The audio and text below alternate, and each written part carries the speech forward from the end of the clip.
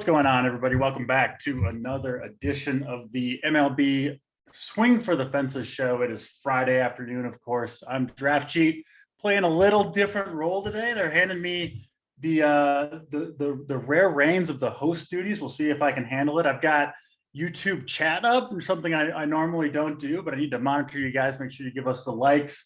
So it should be a fun show, joined by two legends of the game, JT Hayes, Steve Boynton filling in for Holden. What an upgrade right there to start us off. Stevie, what's going on, man? Oh, not much. First baseball show of the season for me. Usually I can't make, these daytime shows until we have the one a bit later after NBA. But, Hoop contacted me last night. I said, yeah, I'll duck out of work a little early, get on the show, pour a cocktail, and talk about this huge slate with the boys here. Absolutely. Love to see you enjoying the cocktail. These are three good drinking buddies here out at the Run Fierce Sports Party. Three guys who can put them back. JT Hayes, do you have a Coors Light in your hand on this Friday afternoon, JT? I don't. I'll tell you, though, I'm going to have several in my hand at different points of the night here, because as soon as this is over, I'm headed out and going to Truist Park to watch the Braves and the Marlins. So I'm pretty excited about that. And it's beautiful weather here in Atlanta. It's probably mid-70s. Went for a run this afternoon, just a great day. And man, we were talking about it before we jumped on, the first really big slate of this season, the first couple of weeks with baseball splitting them up, a lot of day games, a lot of days with two slates, and not the case here tonight. 13 games. They could have made it 14. I'm kind of glad they didn't, but excited to get into it. Yeah.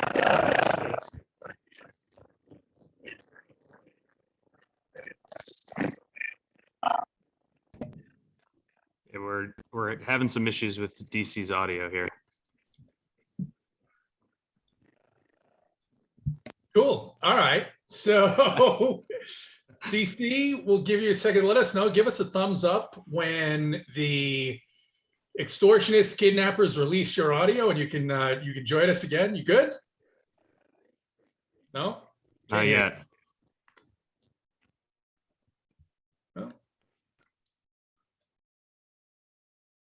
All right. Nope, he's going to be back in just a couple of minutes. I'm sure that's DC. It's going to happen. It happens to all of us. I, for one, am not going to pile on here because everybody remembers a couple of years ago, I was in a pink room. I had to get an entire new setup, so it can be a pain. But Steve, let's start. Let's just talk right off the top. You've got what I think most people consider the clear number one pitcher on the slate, Justin Verlander. He's going to get ownership. Then you have a lot of guys who seem to be extremely underpriced for their talent. You have some guys who are maybe a little bit higher priced based on some early season success. How do you break down pitching at the top end? Let's go 8K and above. And I see that DC is back. Once he's ready to get that audio working, we'll can you hear me? That's the important All right. You're there we go. All right, so we were going to have Steve break down the top end of pitching, and then you can take over from there. This is why they don't let me host the shows. I made it about 1 minute before some yeah.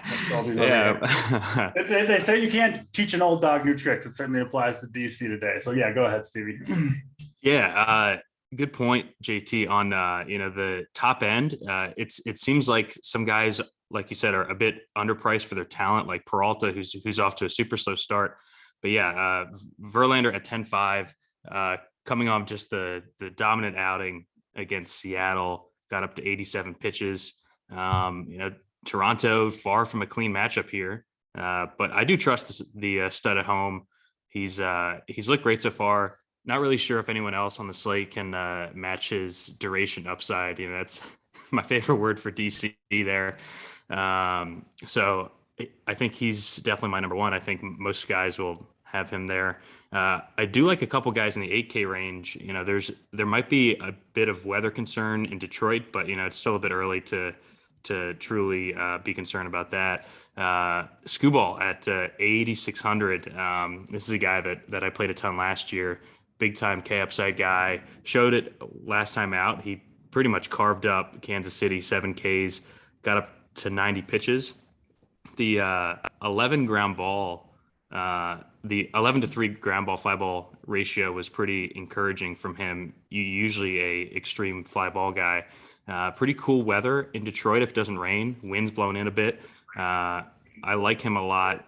Colorado leaving Coors for a chilly weekend in Detroit doesn't really scream like a matchup that they'll be getting up for. And then lastly, Kopech at 8,400. The Twins just off to a miserable start with the bats. Highest K percentage in the majors against righties so far. Kopech with the nasty stuff. If the command doesn't get away from him, I think he'll be a great play. He struggled a bit in the first inning last outing, but then was really dominant from there on out. 13 swinging strikes and 75 pitches. Should see 80 plus here probably. In a good matchup in good pitching weather there in Minnesota.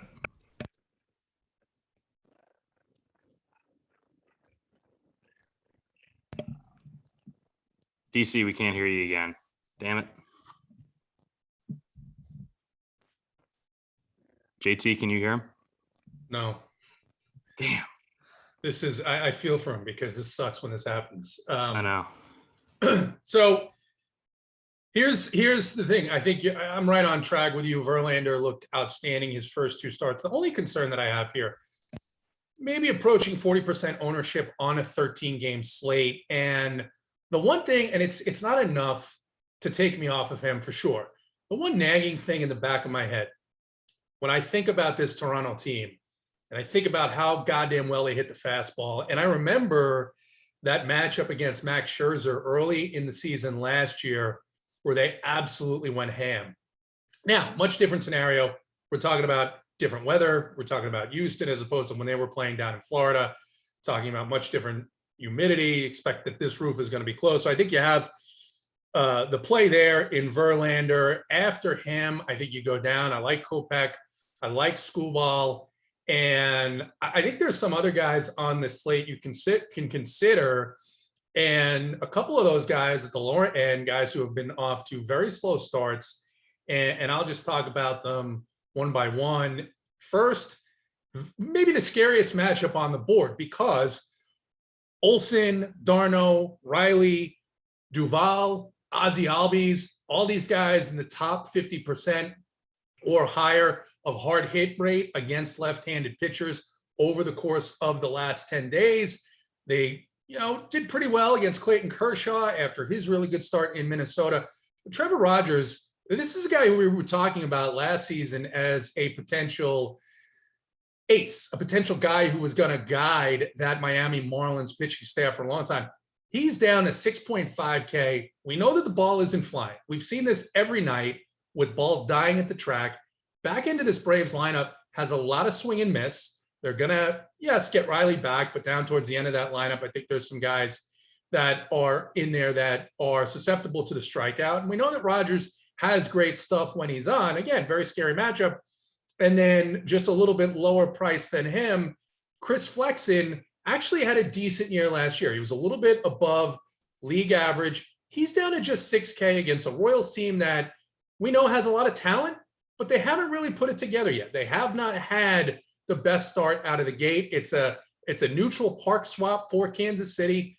The thing with Flexen is he's one of the only guys on this slate that I think has the upside to give you 7 innings, could get you into the 8th inning because of the way that the Mariners game went last night. They had to get into that bullpen.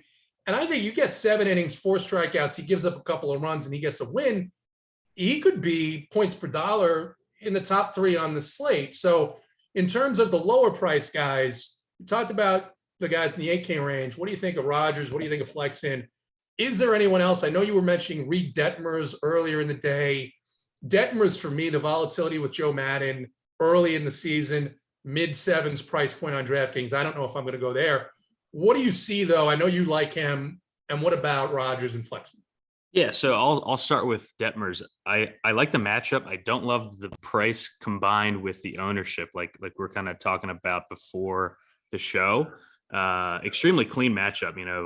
Baltimore highest strikeout percentage in the split, 28th in ISO. His minor league numbers, he had huge strikeout upside. The ERA is high so far, but the expected ERA is just over 4. This is the type of play that I love to use if he's going to be low owned, but it seems like people are just going to attack Baltimore until it burns them. It hasn't really burned him yet. But yeah, I mean, he's priced really close to guys like Skubal and Kopech, and I definitely like them more. Going down, I'm a huge Rogers fan. I play him a lot. I mean, this is a 9K talent pitcher here at 6'5".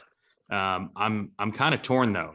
He's pitching in the best hitting weather on the slate for one. And the Braves bats are cheap still. So I think this is a spot where you could play both sides if you're playing a bunch of lineups. I really like Rogers here. 2.63 ERA last season. The game total is actually down a full run. It opened at 9. It's at 8 now, and it's still falling. The Braves are going to throw a ton of righties at him. He's actually been better in his career against right-handed hitters than lefties. A lot of his wildness and walks actually comes against left-handed hitters. 5.77 walks per 9 against lefties, 2.7 against righties. And then one last note on Rogers. Really strange, actually. He at home at Marlins Park, career ERA of 4.71, career road ERA 2.92.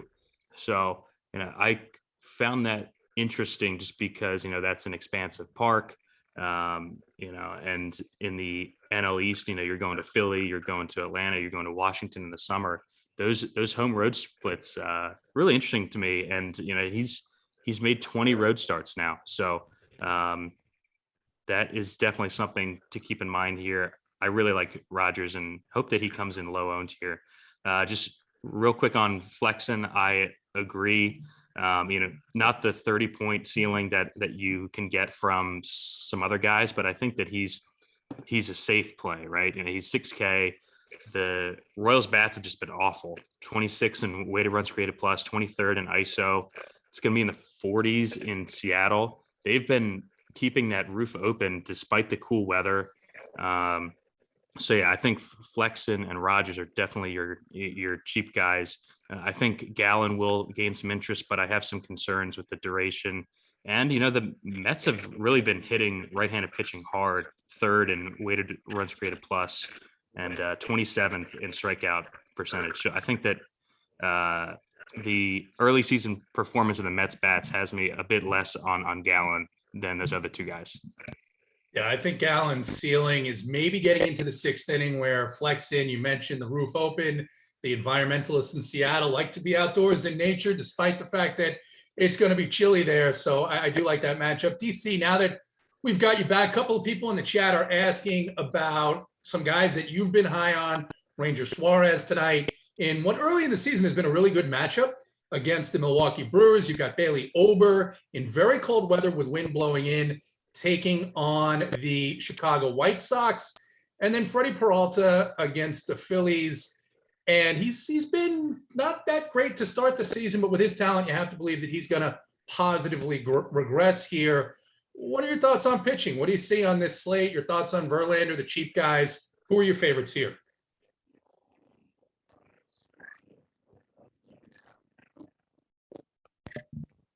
Nothing yet. Damn it. All right. Get in the YouTube chat and yeah. Get in the YouTube. We'll get DC's thoughts in on Discord. The people need your takes, and I am definitely, to answer K. Felique Burner.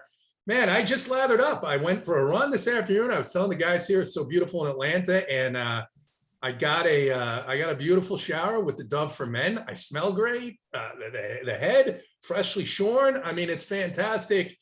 Steve, in terms of the pitching, we talked about it a little bit here, but give me your top 3 guys that you're going to have the most exposure to, 4 if you want to, for the people. And then if you want to, I think it's fair in the chat, talk a little bit about Peralta, a little bit about Ranger Suarez, a little bit about Bailey Ober. 8.8K on DraftKings, tough price point considering the way that they're managing pitchers in Minnesota early in the season, for me anyway. Yeah, so my top 4 will be Verlander, Skubal, Kopech, and Rogers, I think, are the 4 that I'm going to have the highest exposure to. I usually play 20 lineups a night and then also have like a main team that'll put in all the single entry stuff. Been playing around with some, with Verlander Rogers, with Skubal Rogers.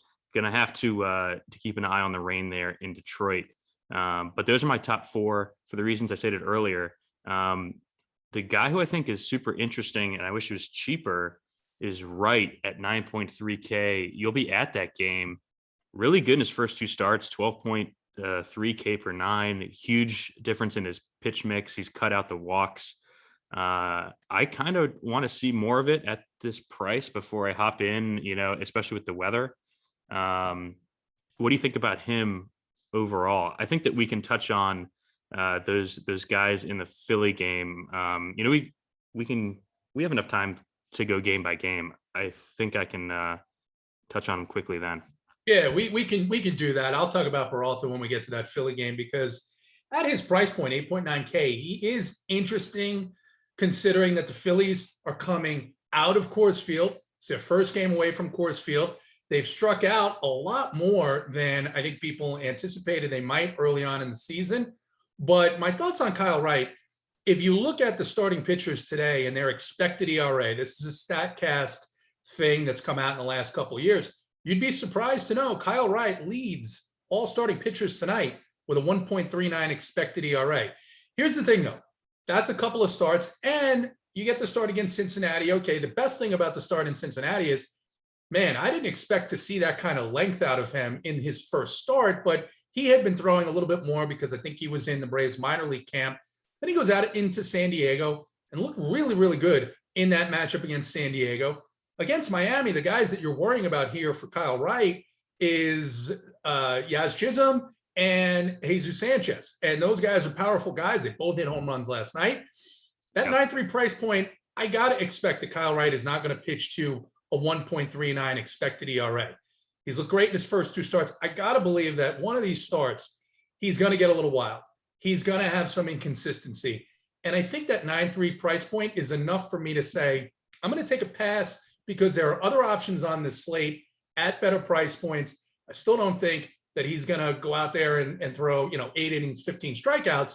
Yeah. So I think I'm like you. I'm going to like the pitcher. Going to be interesting to see what he does here against a team that I think is more talented than they've played to so far this season. So that's my impression of Kyle Wright.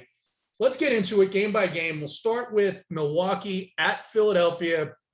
Vegas has this 3.9 runs expected for the Brew Crew and 4.3 for the Phillies. Peralta 8.9 on DraftKings and Ranger Suarez 8K on DraftKings. What do you think about this game? Not too bad, 63 degrees, a little bit of a light wind blowing in. Yeah, this is kind of an odd game for me. I'm not interested in the starting pitching, but I don't think I'll be stacking up the offenses either. Kind of one of those odd situations that you have to have on a 13 game slate. You kind of have to narrow down the field. Peralta has just had severe control issues to start the season. I actually played him last start. He was priced up. I can't remember who else was on the slate, but there were multiple studs and he came in super low owned. So I watched that start. I don't doubt that he could have a good outing here. I kind of, but you have to narrow the pool. You can't play everyone. It's at Philly with good weather. And then Suarez, he had the visa issue in spring training. He is not missing any bats to start the season. The Brewers bats aren't really potent, to 27th in weighted runs created plus. But I think for Suarez, I'm concerned with the duration and the lack of missing the bats. So it's probably a pass game for me on the big slate. Yeah, I think Peralta, maybe I'll take a stab on just in case he is able to regain his footing. I like that price point. I do like the fact I always like to pick on teams their first game out, of course, especially the visiting teams. It's just such a different environment. And as far as Suarez, I'm just going to stay away at that price point until I see a little bit more consistency. There's a good article in The Athletic too today about Joe Girardi and how he may be on the hot seat here, given how much money they've spent and they're off to an okay start, but he's been switching up that lineup on a daily basis. So he's looking for the right mix there. And if Suarez gets into trouble early, which, granted, the Brewers have not hit the ball well, then I think he could be in for a short night. Next one, we'll go to San Francisco in Washington. Another nice night there, 68 degrees. San Francisco, 4.6 implied. The Nationals, 4.1. Sammy Long is going to be an opener here. It's a flat out straight bullpen game for the Giants, which we didn't really target last year, especially with teams that have really good bullpens like the Giants. And then Patrick Corbin, 6.7K on DraftKings. Corbin has been not good this season. No, yeah. So with you on the fate of the Nats bats on a huge game like this, definitely not going to attack a bullpen game, especially from, or against a Giants pen that I think is good. I do have interest in these Giants bats here. Like you said, Corbin struggling to start the year. We do have a Giants lineup. I do like the lineup. I think a lot of people will pick one-offs or secondary stacks, with Slater leading off, Flores in the 2-hole at 3,200, Ruff cleaning up at 2,400. What I don't think people will full stack this team with guys like Belt and Crawford, lefty up above 5K. I do like the full Giants stack here. When you're playing the full stack, you think that the opposing starter will be out early.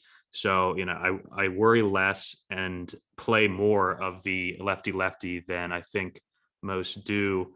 And the Nats pen is just really bad. So I like the Giants with the Park upgrade going to Washington here. Corbin has really struggled against righties the last year and a half.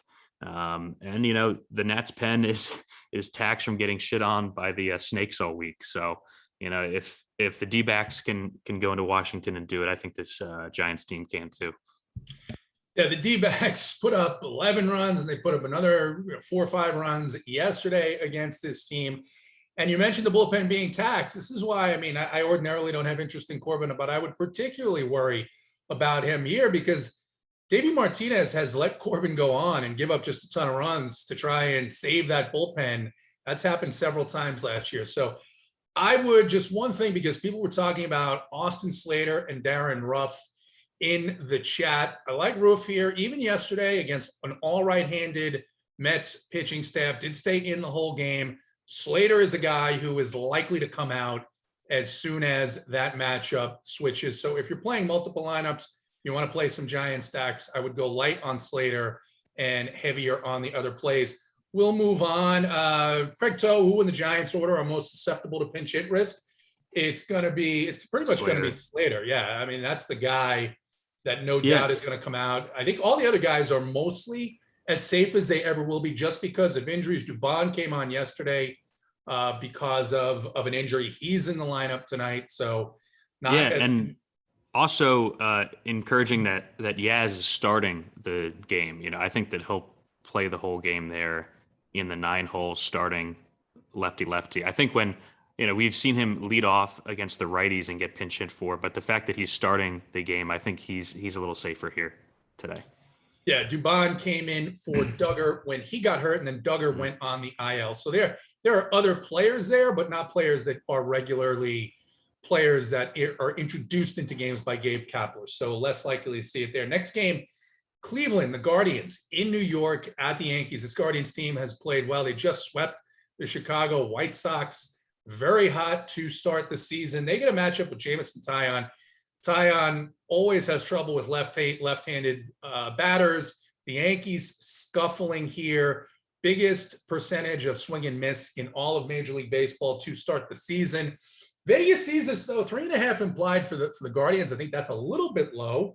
And the Yankees always with a higher run total, 4.7. They did get shut out by a group of essentially minor league Tigers pitchers yesterday. So keep that in mind. 63 degrees, slight wind blowing out to right field in Yankee Stadium. What do you got here? Any interest in Taillon or any bats here? No interest in the pitchers here. The Indians, you mentioned, have been super hot to start the year. First in weighted runs created plus is just wild for this Guardians team. Sorry. I don't normally stack against the Yankees just because their pen is just elite. Like you have to absolutely blow up the starter because you're not going to score off the pen. And because these Cleveland bats have been so good, they're not cheap anymore. Kwan's 5K, Ramirez 6K, Straw's 5K, Rosario 5K. So, you're not getting a discount. And I think you're running into just a buzzsaw bullpen if you don't completely destroy Tyon. The Yankees might be popular. I don't think Eli Morgan is very good, but they just have not consistently hit, and they haven't hit for much power yet this season. I've been fading them. I'm probably continue to fade here. I think this is a spot where, I think at some point in this series is when we do see the Yankees kind of bust out. It is almost 70 today. I think it's going to be 80 there tomorrow. So maybe a hop in, a daytime game tomorrow. But at some point, guys like Stanton and Gallo and Donaldson are going to have to get going. But I think both of us were pretty low on this Yankees team coming in. I think I'm going to continue the fade on a huge slate like this. Yeah, I think that's fair, especially the way they have been playing. And that Cleveland bullpen, they've got a couple of guys, Manuel Klaus, James Karinchak in the back end there, where I'm just, they'd have to go nuts early against Eli Morgan to get some of the middle inning guys, the innings eaters out there. And Morgan, you may not like the talent long term, but he hasn't been too bad. And he's used in so far this season short spurts. You expect him for 3-4 innings, and then you're going to get a lot of the bullpen behind that. No interest in Morgan here at that price point with those limitations. Next game, you mentioned some weather, a little bit overcast right now in Detroit. Looks like mid or lower 50s with a wind blowing in. The Rockies coming out of Coors Field into Detroit. We've got Antonio Senzatella, 5.8K, against Tariq Skubal, 8.6K. What do you see here? Someone in the chat asking if it's crazy to go with Antonio Senzatella to get bats. What do you think about that idea? And what do you think about this game overall? Not really a Senzatella guy. He's kind of a worse version of Chris Flexen and a worse matchup, I think. I think if you're going down that far, you play Flexen for the inning certainty and the home matchup. But this game, yeah, like I said earlier, love Skubal here. If the weather complies, we have Miggy going for his 3,000th hit tonight after the ordeal with the Yankees. I think that was yesterday. So yeah, I think this, it's going to be cool and windy and the weather's not great. So not going to be on bats on either side here. Maybe some interest in Detroit later this weekend. Looks like it's going to be in the 70s there actually tomorrow and Sunday. So for me here, it's Skubal, hoping that Miggy gets the 3,000 at home. And that's about it here for me. Yeah, we get a daytime game there with this Colorado pen. Be very, very interested in that. For me, no Senzatella. Gives up a lot of hard contact, but even if he goes 5 or 6 innings, you're going to get 2 strikeouts. He's going to give up 2 or 3 runs. And like you mentioned, I think Flexen in a better matchup, Flexen at home for just $200 more. If I needed to, he's the guy I would go to. I think on these slates too, though, and we talked about this on the Sweet Spot pod that we recorded and put out last night. If you're paying up throughout your whole lineup for bats, man, the ball's not flying. That might not be the strategy that you want to employ this early in the season. As far as any one-offs here, one guy on Colorado that does stand out to me just a little bit, elevated price point here, but CJ Cron has been on fire, hitting the ball very hard. Skubal can be great. He can get those 8, 9, 10 strikeouts in 5 or 6 innings and still give up 2 bombs.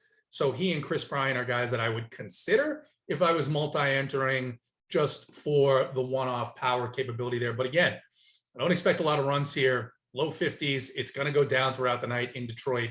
So this is a game that is probably best left to the chopping ground here, the clipping, but the clipping's on the floor. We'll move on. Boston at Tampa Bay. We talked about the changes that we're going to see from park to park. Oakland was in Tampa just last week, and over the course of a 3-game series, more than 30 runs were scored, half of them by Oakland, who I don't know where they find these guys, but they're competing. They're playing well. And now you get Boston, who has to be happy about leaving the Northeast weather, getting into that dome, get a matchup against Corey Kluber here. Kluber 9.6K on DraftKings. I tend to think that that's a little bit too high for him. Michael Wacha starting the year off very well. He is actually in the top 5 in expected ERA at just 1.90 on the season. I think that that's going to come down at some point. Rays have been hitting the ball fairly well. They haven't really broken out yet, but it's a game where you're looking to attack the offenses just based on what we've seen out of this park so far this season, or is it another cross-off for you?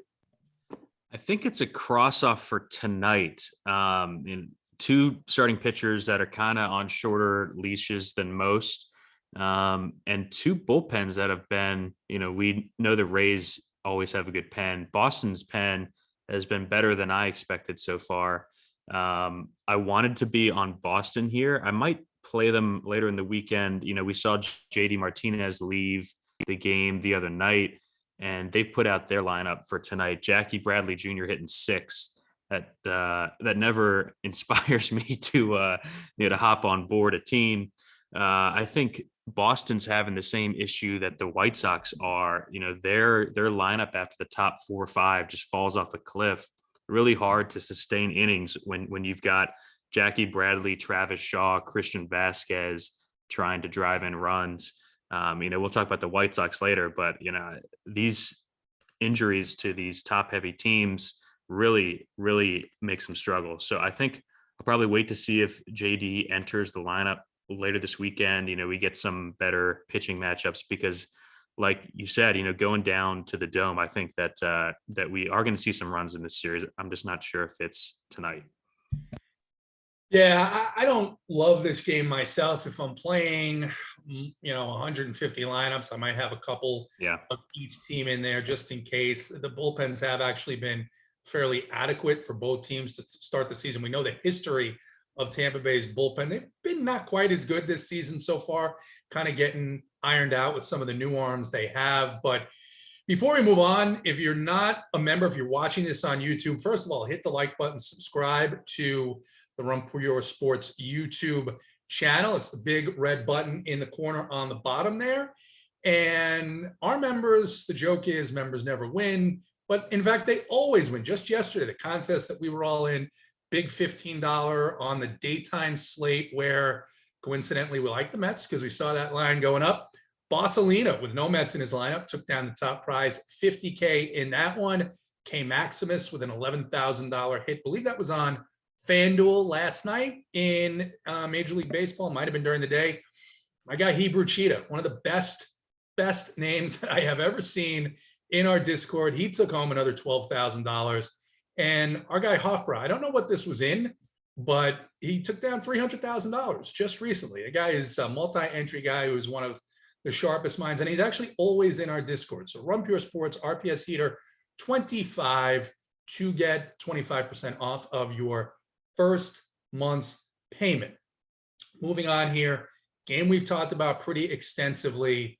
It's 80 degrees here in Atlanta. It's beautiful outside. You've got a matchup between Trevor Rogers and Kyle Wright. And like you said, this total is coming down. 3.8 expected runs, implied runs for the Marlins, just 4.4 for the Atlanta Braves. Kyle Wright's price elevated based on those 2 outstanding first games from him. He's now 9.3K on DraftKings, 6.5 for Rogers on DraftKings. DC said that Kyle Wright is going to be his top guy tonight. He likes Kyle Wright in this matchup. I think outside of Sanchez and Yaz Chisholm, I think this is a very good matchup. And the other thing, it's a very tough matchup for Trevor Rogers. Historically, it hasn't been very good.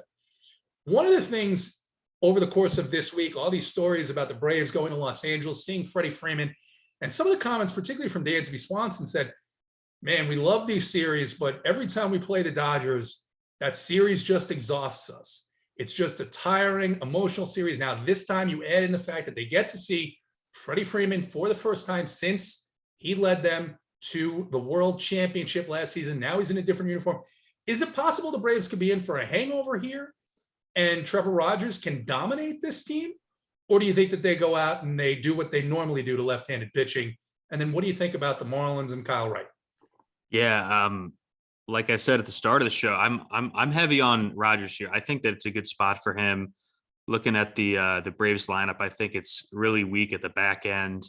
I think it's a sneaky spot, and I hope that he goes under owned here. I did bet the first 5 under 4.5 runs. I do like that. The Marlins were good to us last night. We had a nice core in chat of Jazz and Jesus Sanchez. I think actually, speaking of members never win, a guy in Discord took down the big $15 in the late slate for $25K. So congrats to Swint on that. Used our core. But yeah, so I think this, I feel like I've said this a bunch, I don't like a lot of offenses today, but there are spots like later in the weekend, like when Elder goes for the Braves, I think I'll be on Miami. They've shown that they can hit right-handed pitching. It's a park upgrade. But yeah, for me, it's Rogers and maybe some Wright, in my 20 lineups. Probably won't be on the bats here. I hope I don't regret it. The Braves are just so damn cheap. I just don't think that I need to go down that low with the pitchers that I like on this slate. If this were a slate where, we liked multiple guys over 10K, the context of the slate was a little different. I might change my tune, but I've been on Rogers all day. I don't think I'm going to come off now. Yeah, I was liking Rogers at that price point this morning. It's again a guy who was really, really good last season, fell off a little bit there at the end, just kind of hitting that wall in terms of the innings pitched. But a $2,700 price decrease on DraftKings, the Braves coming out of Los Angeles. And I will say, I like Kyle Wright. I'll have some Kyle Wright, but I might mix in a couple of Marlins stacks here. And partially because I'm going to the game. I always like to do that this way. If it goes off, I'm like, all right, awesome. It's going to be fun. They're going to be 1% owned as a stack. 134 likes, 344 watching, Steve. We got to get to a certain number to give out plays of the day, what we want to tell the people in terms of what we're going to be highest on. What do you think that number should be today? I'm a little disappointed in the 134. I know there were the technical issues, but DC's dropping notes in chat. I've got some notes from them. So where should we get to give these people some plays? Or, if we don't get there, we hang on to them and just keep it for the members in Discord. I think we need 175. We got a bunch of late games here that I think, we're both on. So, the heat's still coming. So we definitely need at least 40 more likes here. Yeah, I like that a lot. We'll get to 175. And I think it should happen pretty quickly. I mean, it's just so simple. Hit the like button, hit the subscribe button. And, oh, by the way, you've all been asking. Everyone has been asking this, Steve. It's been crazy. Since Run Pure Sports started, it's crazy to think that it's, more than 2 years now. I remember the first season doing those Major League Baseball shows, and about a month in, I get this package, and it's my Run Pure shirt and my Run Pure hat, and I got a little hoodie there too. And immediately members were like, where can I get this? Where can I get this? And now got some gear up, got some gear for sale in the store. Go ahead and check it out. Amber Niehaus, Big T's wife, very diligently. It's not like the old days where we would have to wait 6 months for Big T to decide that it was time to go and get to FedEx, load up that big pickup truck and finally make the run. Amber is out there working very hard. So give her a follow on Twitter too, and thank her for her hard work in getting the gear out. But go ahead and order some gear. Everyone can get some and pimp Run Pure Sports. Moving on, this game we talked about on the Sweet Spot podcast, which is going to come out weekly. This week it was myself, Titletown, and JSU. Steve, DC, and I did a baseball preview a few weeks back. And I talked about this series as one that I'm really interested in seeing. From a DFS standpoint, it presents some challenges because I think these are two very good teams, but really interested in watching how this series plays out. Toronto going down to Houston. Someone in our chat said that the roof is going to be open down there, and we've got Justin Verlander, 10.5 on DraftKings. Ross Stripling off to a very slow start this season, 6.2 on DK, and it looks like a 50-mile-an-hour wind blowing out, 78 degrees in Houston. 3.6 implied runs for the Jays, 4.6 implied for Houston. Verlander going to be probably not overwhelmingly, but maybe so, because he's really one of the only consistent spend ups on the slate. Consistent, yes, he missed last season, but you know what I'm saying. What do you think in this game? You see anything contrarian here? Or are you just going to bite the chalk with Verlander, and are you interested in any bats? Yeah, I'll definitely play Verlander here. Like you said, this is just a super intriguing series overall. You have Toronto, the young up and coming team that comes into the season as the World Series favorites, basically outside of the Dodgers, going to Houston, who, were that team, 5 years ago, the young team that was coming up, and they've been to multiple World Series since. They're now kind of the old guard, it feels like. So really fun series here. This is my first team besides the Giants that I really like the bats for. I play a ton of Astros. I'm not sure if you can hear the thunder behind me, but we'll see if the Cubs. Sounds like it's about to get nasty there, Steve. Thank God. Yeah, right. Yeah. But yeah, I have a ton of interest in the Houston bats here. I play a ton of Houston overall. They're without Altuve, but that pulls Pena up to the leadoff spot. He's been impressive as a rookie. Stripling has been reverse splits in his career, but I think both sides of the plate for these Astros are well in play. I like the pricing up and down the board. Jordan hitting cleanup, Tucker hitting sixth. I think that the Astros score a bunch of runs here. I took their team total over 4.5. They are my first team that I'm really interested in full stacking, I think, on this slate. Yeah, I think, and the projection for Verlander's, the projections around the industry are low comparative to what they normally would be for Justin Verlander. I think a lot of that goes to the strength of this Toronto offense, and their strength is hitting the fastball, hitting the high velocity fastball, which is what Verlander throws. He's obviously a very good pitcher. He throws more than that, but I think you could see a situation here where Verlander does fine, but Toronto puts up some runs too, with Vlad Guerrero in there. Zach Collins has been absolutely on fire. He's been hitting the ball out of the park there. Looks like he's projected to be in the 5-hole tonight. And then with you on the Houston bats, I think it's a really good matchup, particularly for guys like Yordan Alvarez. I like Aledmys Diaz in there in the 7th spot at 3.9. He's got 100% hard hit rate over the last 7 days against right-handed pitchers. So seems like that Stripling is going to be throwing right into the line of fire there with some of these better Houston Astros hitters and some guys who are hot as of late. Chicago at Minnesota. It's very cold in Minnesota. No surprise this time of year. 50 degrees going to go down as the game moves on. There may be some light drizzle as well throughout the night. Pretty humid there. Vegas doesn't see this as a high-scoring game. 3.9 implied for the White Sox, 3.8 for the Minnesota Twins. 15-mile-per-hour wind projected to be blowing in from center field. And we've got Michael Kopech, who's a really tremendous talent. 8.4K on DraftKings. Bailey Ober, 8.8K on DraftKings. For me, I like Ober's talent. I think that price point on this slate is a little bit outside of where I want to go. And I have some interest in Kopech, and I think he's going to be highly owned. I think Ober will draw very little ownership. What do you see here? Yeah, kind of the same thoughts. Like you said, cold weather, winds blowing in. We talked a lot about Kopech at the start of the show.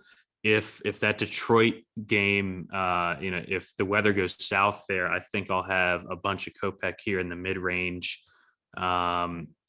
Like I was mentioning with that Boston lineup, so the White Sox lost Luis Robert yesterday. He's not in the lineup tonight. Their best hitter, one of the best hitters in the league. The same kind of thing happened to them last year when they lost Eloy and Tim Anderson. The back end of the lineup is just not good. It's tough to sustain rallies when you've got Gavin Sheets hitting fifth. You got Jake Berger, Reese McGuire, Andrew Vaughn. I see Pollock is back. so that helps. But, you're hitting Leary, Garcia second and third in the lineup. I have a White Sox hat on. I live in Chicago now. I do like the team overall. I think I'm going to wait for better weather and a healthier lineup to jump on the White Sox bats here. And then, Twins highest K percentage in the league against righties. Kopech, if he doesn't walk a bunch of guys, I think he has a really nice outing here. He also gets a good ump too, so that helps.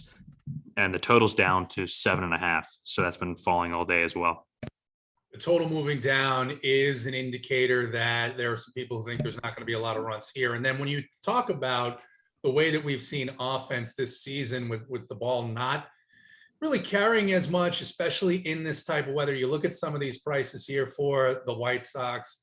Tim Anderson at 5.7, Abreu at 5K is okay, Eloy at 5.3, but then the bottom of this lineup, I like guys like Pollock and Vaughn, but you get to McGuire and Berger, and you can see where it might be tough to turn that lineup over and get to the type of ceiling that you are going to need on a 13-game slate with you there. Not a ton of interest either in these Twins bats. One exception would be Kepler. I think he's going to get it going at some point, that 3K price point. I don't love taking guys against the White Sox bullpen, though, but, that 3K price point, he's not going to be owned maybe as a one-off there if you're going with two higher priced pitchers. We'll move on. We've got 4 or 5 games left, believe it or not, because it's a 13-game slate, but we'll get through these. Once again, hit the like button. We're at 182, which is very nice. We got over that number, Steve, that you set of 175. And go ahead and subscribe to the Run Pure Sports YouTube network, the podcasts as well. And go ahead and check us out, runpuresports.com. Baltimore at Los Angeles, the Angels. Interesting matchup, 63 degrees, a little bit of a wind blowing out to center field. Reed Detmers for the Los Angeles Angels, 7.7 on DraftKings against Bruce Zimmerman, who's been, for me, surprisingly, very, very good early on in this season. He's 7.5K on DraftKings. I'm not paying that price for him against the Los Angeles Angels. They haven't been great against left-handed pitching, but these Orioles aren't going to run guys deep. Very telling when John Means got injured, where there were some quotes from the organization saying that Means was really the only guy that they had in mind of being the type of starter to go 7, 8 innings later on in the season. So it tells you that Zimmerman's floor is pretty low and the ceiling is just as low here. Implied 3.7 for Baltimore and 5 for the Los Angeles Angels. The Orioles have not been pitching badly. They've been pitching a little bit better than people expected, certainly to begin the year. You hope that's the case for Baltimore. They've been rebuilding for quite some time here. And then Detmer's talented prospect hasn't really gotten it going early part of the season here. He's got Joe Madden as his manager, so I don't know how deep he can go. And then the other part of me, we loved playing this Baltimore team against left-handed pitching last season. That was really the only time you could play them. Hard for me to believe that they've just forgotten how to hit. It's just that they're all slumping at the same time. So what do you see here? Any interest on either side? Yeah, like we were talking about when we went through pitching, had a little more interest in Detmers when I thought that he was going to be a sneaky play, but seems like people are going to continue to chase arms against Baltimore. I think in my 20 lineups, I will have some, especially if I'm not able to play the Detroit game. This is a spot where I'm going to bet on some regression here from Zimmerman and from the Baltimore bullpen, which has been pitching above its head the first couple of weeks. Zimmerman's both starts have been at home, and, have we seen 5 runs scored yet at Camden Yards? I don't think so. Going to LA, they moved the fences in last year. This is a guy who gave up 2 home runs per 9 last year. I think Trout might even be back tonight. He's been taking BP with the the big glove on his hand, the protective glove. It kind of sucks that they can't DH him since they have Ohtani, who hasn't played an inning in the field yet, and I don't think that they plan on him being out there. I do like this Angels lineup against left-handed pitching, they've shown good numbers so far. I'm trying to pull up and see if the lineup's out yet. I don't think it is, but like Stassi hits lefties well. Rendon hasn't really gotten going yet, but he's still cheap. Duffy, Joe Adele, Tyler Wade is a guy who can steal a bag for cheap. So I do like the Angels here probably more than I usually do. Ohtani and Trout are both 6K, so it's gonna be tough for people to play like Verlander with Angels. So I think if you like guys like Rogers and like a Kopech or like a Flexen or something, I think that you can full stack the Angels fairly easily. Get Ohtani and Trout in there if Trout's in the lineup, and have a pretty unique team here. Yeah, Joey Work is in the YouTube chat, I should say, saying the Angels are 0-4-1 to the under at home, which is interesting. And yeah, I think that this game is interesting from the standpoint of if you think that the Orioles right-handers are going to get started here, then I think you can maybe mini stack some of these guys if you wanted to pay up at pitcher at both spots. And then I do like some of these Angels as well in this spot, like you talked about. It's not like these Orioles pitchers are going to pitch to that 2.84 earn run average all season long. So interesting spot there. We move on to a game that is not quite as interesting for me in terms of hitting. We go to Kansas City against the Seattle Mariners. This game in Seattle, 54 degrees, light wind, supposed to go a little bit down throughout the night. The temperature is Brad Keller, who's gotten off to a fantastic start this season. 8.2K price point rising a little bit there. Chris Flexen price point all the way down to 6K after kind of a tough start to the season. But the Royals offense has had a tough start to the season as well, striking out, not scoring a ton of runs. And the Royals bullpen hasn't been great either. Anything to see here other than maybe taking stabs at the pitchers? Yeah, we had talked early. I think Flexen is definitely in play, especially if you're making multiple lineups. I think that he allows you to be unique with bats. I think he's got upside, like you mentioned, JT. To go 6-7 innings here, which a lot of guys we have not seen early on this season. The Royals bats have been super quiet. It's going to be. I'm seeing 49 degrees there in Seattle with the roof open. So that'll help Flexen as well. Kansas City to start the year, 26th in weighted runs created plus, 23rd in ISO. Their bats have been cold. So yeah, I have some interest in Flexen here.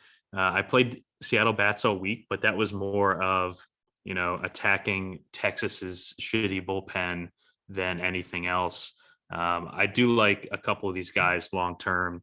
They really need to get Winker going. He's off to kind of a surprisingly slow start, but we'll have days where we play some Mariners. It's just not going to be on this huge slate tonight for me. Yeah, Winker, the only guy here who I would take a shot on because it looks like he's putting together some decent at bats, just getting a bit unlucky there. So, although Keller has been good to start, but you mentioned, that this team has been hitting, they've been hitting well, and that Royals bullpen not very good so far to start the season.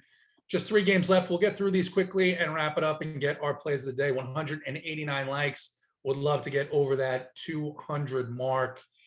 New York Mets, big series against the San Francisco Giants, taking 3 of 4, I think it was, including good performance in the day game yesterday. Now they travel to Arizona. David Peterson, ridiculously priced at 9K for a guy who's gone 4 and 4 1/3 innings his first couple of starts. We know that Arizona has been bad generally offensively until their breakout against the Nationals. I think that is mostly going to be an aberration, something that a lot of teams will do this season against the Nationals. And they are going to face Zach Gallen, 6.3K on DraftKings. Roof there projected to be open, 75 degrees. Ball hasn't really been traveling in this environment. It really needs to be in the upper 90s with the roof open to really get the extra carry on the ball. I like some of these Mets left-handers as one-offs. I don't know for me if this is a full stack spot on either side. What about you? Yeah, I mean, I want to be attacking this Diamondbacks pitching staff. I just don't know if attacking Zach Gallen is a spot to do it. Maybe later this weekend. I feel like I've said that a lot. Just now we got the Angels lineup. Trout is starting. So it's Ohtani, Trout, Rendon, Ward hitting cleanup. So love that. But yeah, I would have more interest in Gallen here if he was going deeper, but I do prefer the other guys in the 6K range that we talked about. You know, the Arizona bats were hot all week, but I think that was more of facing the Nats pitching staff than anything else. Overall, they've been very bad, especially against left-handed pitching. 24th in weighted runs created plus on the season against lefties. So yeah, I think this is one of those stay away games for me on a big slate. Yeah, I don't have a ton of interest here. Certainly, even though the matchup is elite, not going to pay that 9K price for a guy that's got maybe a 5-inning. I don't know. I mean, it's ceiling, right? I think the floor is probably 3 or 4. So going to stay away from him. And Gallen, 66 pitches, his first start. Love him for the future. Just don't think this is the spot on this slate for me anyway. 2 more games left. We'll go to Texas in Oakland, 55 degrees, going to cool down even more than that throughout the night there. Slight wind blowing out. Doesn't really matter all that much in this park. Glenn Otto making his first start of the season. I should say RPS darling from last season. Glenn Otto used him a lot in the 4 and 5K range last year, but 5.8K for him. Not exactly sure what the leash is going to be there. He's not in play for me. And then Adam Oller, who has looked nothing short of absolutely terrible to start the season. Oller 5.2K on DraftKings against a lineup where Texas, bunch of lefties. Interesting spot here. I just don't like the park at night this time of year. So I think I'll be staying away from this game. You've got any interest here? Yeah, same. I had a note here. The Wednesday announced attendance 2,700. Just pathetic. They have to move that team. Otto was the prize of that Joey Gallo trade last year, and I think he's got a decent, promising future. His minor league numbers have been good, but he isn't fully stretched out yet. Probably goes like 3 innings here. Like you said, I think I want to be attacking this Texas pen, but a night game in Oakland isn't when I'm going to do it on a 13-game slate. Maybe we play some daytime A's this weekend against Texas. We'll see. Not interested in Otter. Rangers bats have actually, since that opening day game where they crushed Toronto, they've just been ice cold. 30th in ISO, 28th in weighted runs created plus. Semien is slugging 240. Garver slugging 237. No extra base hits since that opening day game for Mitch Garver. El Bombi's hit a few bombs, but besides that, he's struggling. It's kind of something to watch. They revamped this team, and the big guys outside of Seager just are not hitting so far. So kind of something to watch moving forward there for Texas. Yeah, generally do not target this stadium at night in April. It's just very, very rare for that to work out, especially on these huge slates. Last game of the night, very, very interesting game. These games were really games to watch last season. Los Angeles Dodgers, San Diego Padres, Julio Urias, 10.1 on DraftKings, Nick Martinez, 6.1K on DraftKings. Nick Martinez has been decent in terms of results to start the season. Underlying metrics are honestly abysmal. Hard hit rate, WOBA, ISO, what have you, looking very, very bad. He now gets the deepest lineup in the game, the most talented lineup in the game, and 61 degrees. This stadium so far, before the season, with the installation of the humidors everywhere, is projected a 13% increase in home runs. This park has been playing smaller to start the season. We saw it in the series where the Padres took on the Braves. We saw it continue with the Reds coming to town. I kind of like this game a lot. I think this game is not going to be owned, and I think it's kind of sneaky. I think Urias, by the way, very talented pitcher. I think he's going to be great long-term. I think he's too expensive here at 10.1K, given the way that Dave Roberts manages pitchers early in the season. I'm not faulting him for that. They get smart this year. But very hurtful last Saturday. Absolutely. With Urias in a very good matchup and pitching very well.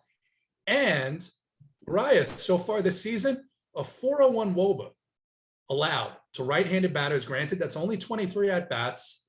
But this team, the Padres, Manny Machado, Luke Voit, Austin Nola, even Jerkson Profar is hitting to start this season. We know about the Dodgers. I think the Padres, maybe a 3-man stack because we don't like to dig in against the Dodgers bullpen here. I think this game is going to go unowned, and I think there could be a bunch of runs scored here. Yeah, this is my favorite stack of the night. Is the Dodgers here? You kind of said it best against Nick Martinez. This is a guy who was with the Rangers before he went over to Japan. Before going to Japan, he was north of a 2 home runs per 9 guy. He's been super lucky so far this season, 94% strand rate. And I mean, I've been playing the Padres at home. I agree with you. I think that this park is really playing better for runs this season. You get Dodgers on the road with the extra at bat. And with us liking some of these cheaper starting pitchers, I think that you can definitely play some Dodgers 5-mans.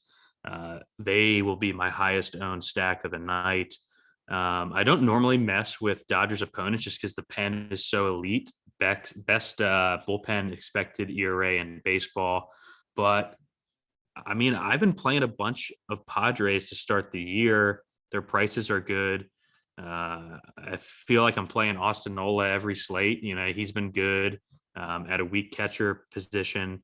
Machado is one of the hottest hitters on the planet. We get good weather here. Voit hasn't hit yet, but he's hitting cleanup at 3,100. Profar is hot, still at 2,600.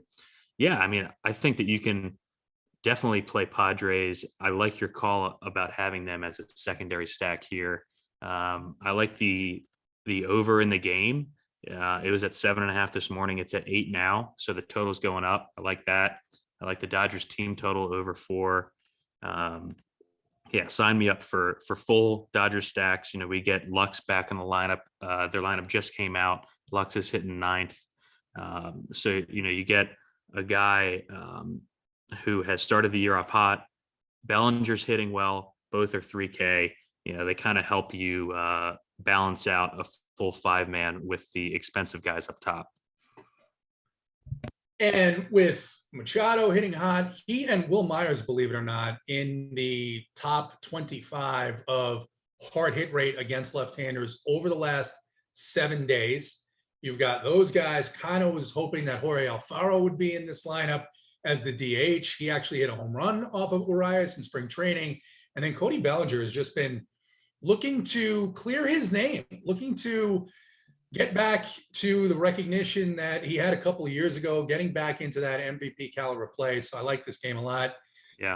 He's been going the other way too, which is something that I feel like when he was slumping last year, he was just trying to pull everything over the wall. So that's encouraging too. Hitting to all fields, which is something that he did very well a couple of years ago. We've gone through all of the games, 201 likes. Excellent job to all the people watching. Once again, subscribe to the Run Pure Sports YouTube network. Subscribe to the podcasts as well. And if you're not a member already, go ahead and check us out. RunPureSports.com, RunPureBets.com. One low monthly price for everything. You can do it as an a la carte menu. Just take the Run Pure Sports part of it, or you can add in bets. You can add in SaberSim, the best optimizer on the market that we have a partnership deal with. Steve, do you yet have a appropriately named play of the day? No, I had one last year, but it was kind of like something that happened once. I think that since I'm going to be on more this year, we need to really brainstorm one over the next couple of weeks. I don't have an official one yet, though. We might have to crowdsource this. We're gonna have this may be something where we have to get the Twitter followers involved. Maybe get in the Discord. Maybe give a prize out for someone that comes up with the most creative, energetic, entertaining name for your play of the day. But until then, give it to us. What do you like? Who is your favorite guy today? Yeah, I'll give a pitcher and a hitter. I'll go with Trevor Rogers. I just have conviction on him. I think he's going to be lower on than he should be for all the reasons that we talked about. I like the road numbers. I like the bottom of that Braves lineup to attack. And then, it wouldn't be the first show of the year for me if my favorite hitter wasn't Kyle Tucker when I'm on the Astros. One of the unluckiest hitters in baseball again to start this year. He kind of did the same thing last year, top 5 in exit velo, hitting like 180. And then in the second half of last season, just absolutely exploded. Love the Astros tonight. So got to go with my man, Kyle Tucker, on my first show of the season. I like it. Trevor Rogers, Kyle Tucker giving a little bonus. Maybe I'll give a little bonus as well. We'll go with 2 hitters for me. We talked about the player pool. No one's going to play this guy. No one is going to play this guy. But all he does is hit bombs off of elite, hard-throwing, right-handed pitchers. 3 home runs last season against Max Scherzer in a single game. 3 home runs this season against Garrett Cole in a single game. I don't think he's going to hit 3, but Vlad Guerrero Jr. is going to hit a home run tonight. He is my Eiffel Tower play of the day. And then in the late game, I'm going to go with Luke Voigt, going to break out of his slump, just 3.1K on DraftKings. Actually, I shouldn't do that because he's a first baseman.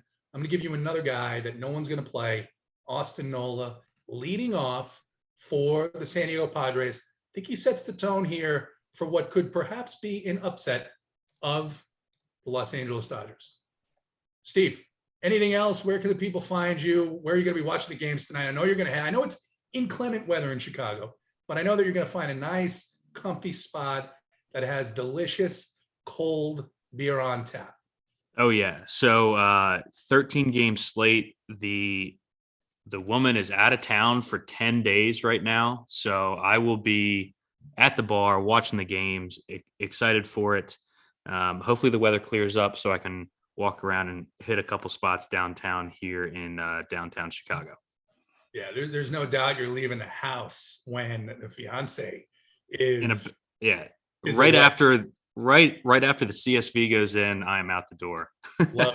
Love it. Steve, thank you for Helmet Creator, our guy behind the scenes who, kept us together today for DC, who had to bolt early. We're going to check on him, make sure that the authorities didn't cut the power to his house so that they could get in seamlessly. I don't think that's the case. He'll be giving out his core. It may already be up. I haven't seen it. He'll probably be in Discord talking with you guys, and JT Hayes Jr., Simon, Helmet Creator. Get us out of here.